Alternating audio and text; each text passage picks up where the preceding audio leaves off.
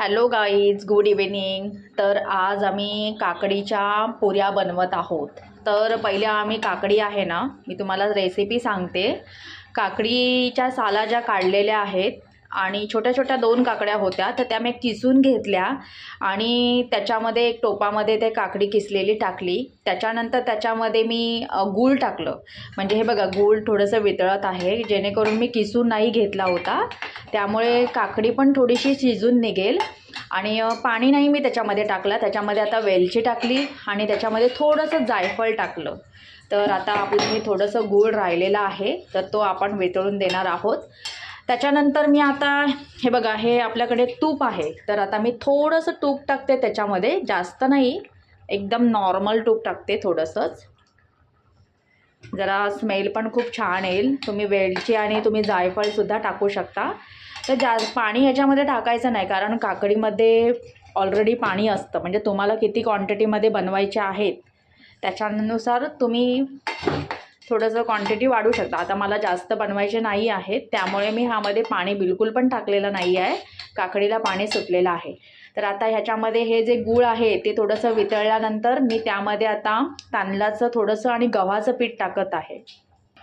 तर बघा गाईज, आता आपलं गूळ आहे ते पूर्णपणे वितळलं आहे. थोडंसं आता राहिलेलं आहे, नाहीतर मग गूळ आहे ना ते थांबा जरा 2 मिनटं. आता 2 मिनटामध्ये गूळ हा वितळून जाईल. तर गाईज, आता मी ह्यामध्ये ना गव्हाचं पीठ टाकत आहे थोडंसं.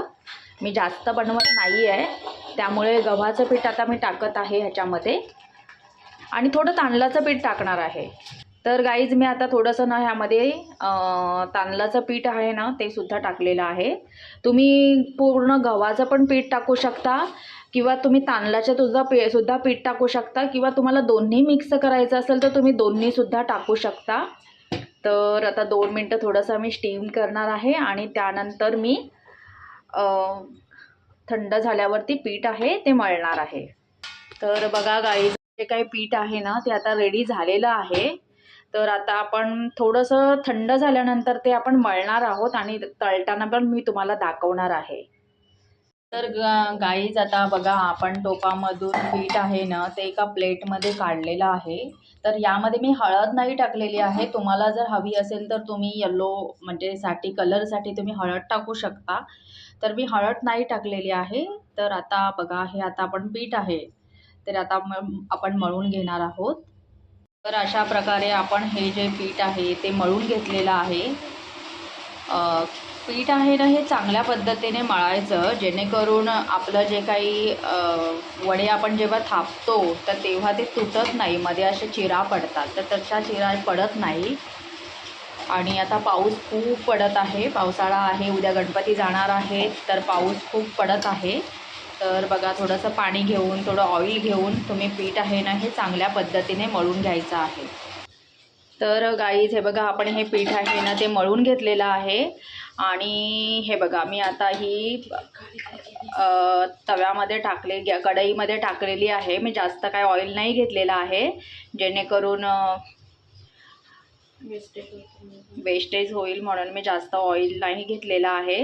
आणि एकदम खूप अशा सॉफ्ट होतात. गव्हाचा पण पीठ वगैरे आपण घेतो ना, तर त्यामुळे त्या सॉफ्ट होतात. तर चला, आता आपण दुसरी टाकणार आहोत.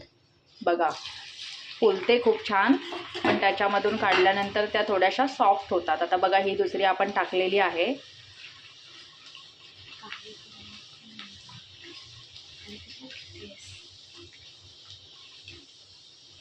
थोड्याशा ना थोड्या जरा जाड ठेवायच्या. आता ही माझी जरा सिस्टर करत आहे ना, तर ती खूप अशा पातळ बनवत आहे. जाड ठेवायच्या, जाड ठेवल्यामुळे त्या मस्त अशा फुलतात. तर गाईज, आता आपण काढलेली आहे. तर चला, आता आपण ही तिसरी टाकणार आहोत.